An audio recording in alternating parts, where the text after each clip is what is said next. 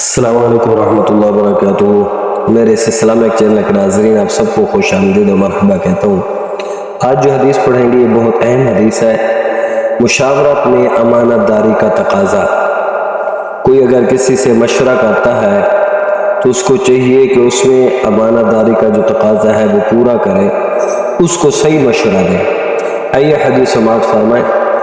عن أبي هريرة رضي الله تعالى عنه قال رسول الله صلى الله عليه وآله وسلم إن المستشار مؤتمن۔ یہ حدیث ترمذی شریف کے اندر موجود ہے، اس کا جو نمبر ہے 2369 ہے۔ آئیے ترجمہ سماعت فرمائیں۔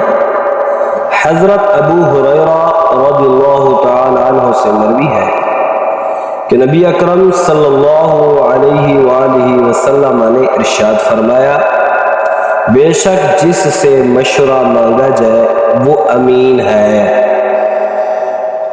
اور امانت کا تقاضا ہے کہ وہ پوری دیانتداری سے صحیح اور درست مشورہ دے۔ آج کل یہ بات آپ سب کے سامنے ہے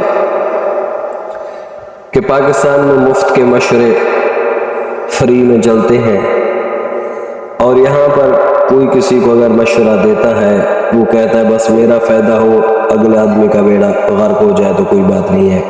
ہر آدمی صرف اپنا فائدہ سوچتا ہے، جبکہ میرے آقا امام الانبیاء حضور علیہ السلام نے ارشاد فرمایا، جس سے مشورہ مانگا جائے وہ امانت دار ہونا چاہیے، وہ امین ہونا چاہیے، اس کو چاہیے کہ وہ اپنی امانت کو جو ہے امانت کا تقاضا پورا کرتے ہوئے دیانتداری سے صحیح مشورہ دے۔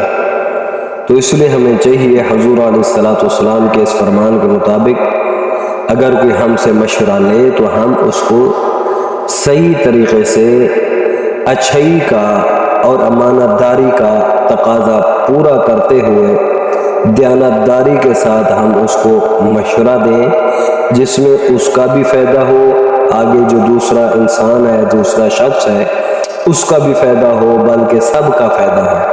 تو اسی میں میرے آقا امام الانبیاء حضور علیہ السلام کی رضا ہے، اس میں اللہ تعالیٰ کی رضا ہے۔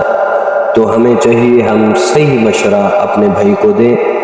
دعا ہے اللہ تعالیٰ ہم سب پر اپنا خصوصی فضل و کرم فرمائے۔